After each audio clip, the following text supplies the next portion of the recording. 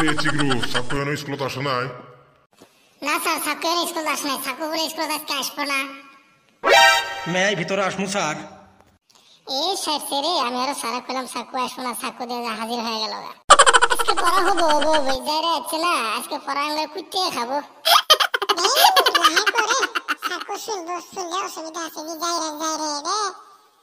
এই খাড়াস এত দেরি করলি কে রে? এত দেরি করে মাসি স্কুলত আসে আর তুই এটা কি সেন্টেন্স করলি? আধা বাংলা আধা ইংরাজি। দেই আর কবেন না গো।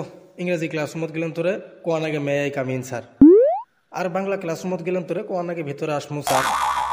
এই আমার মাথায় অত খেলে না, সেজন্য দুধে মিলে এড়াই বানায় দিছি। হ্যাঁ সব ক্লাসরুমত গেলেন তোরে এই এড়াই কয়ে দেয়, এত ভেজাল নাই। কে রে চিগরু তুই না করলি যে আজকে সাকু স্কুলত আসবো না, তো এখন কোন স্কুলত আইলো? ইস, কি হারামি রে। চিকু দেখতো আমার সাথে লাগবে রে স্যার।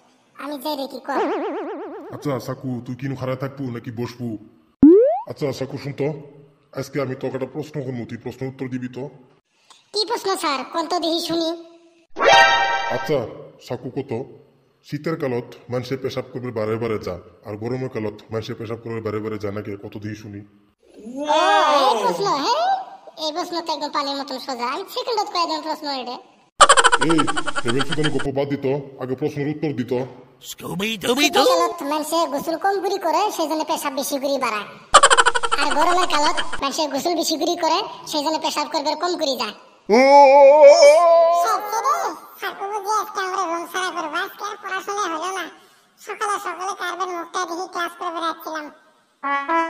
এই খাড়াস গোসলের সাথে পরসাবার কি সম্পর্ক রে? স্যার আছে আছে, প্রস্রাবের সাথে গভীর সম্পর্ক আছে গোসলের। আজকের মানুষ জি আসলে পাইতে ঘরতি গোসল করব, ঘরতি প্রস্রাব করব। মানুষ যখন দিনের মধ্যে গাও ধুইতেই এক কামের দুই কাম করে ফেলা। মানুষ গাও ধুইতেই প্রস্রাব যখন বাড়ায় লগে লগে প্রস্রাবটাও গোসলের সাথে সেরে ফেলা। সেই জন্যই গরম কালত এক্সট্রা করে প্রস্রাব করবে যা লাগে না, ঠান্ডা কালত বারে বারে প্রস্রাব করবে যা লাগে।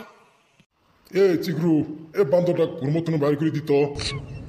দুনিয়ার বান্দর সে খাড়াস আসি খেলে আমার পাল্লাতি পড়ে রে। এই তো করে ক্লাসই করবো না যা।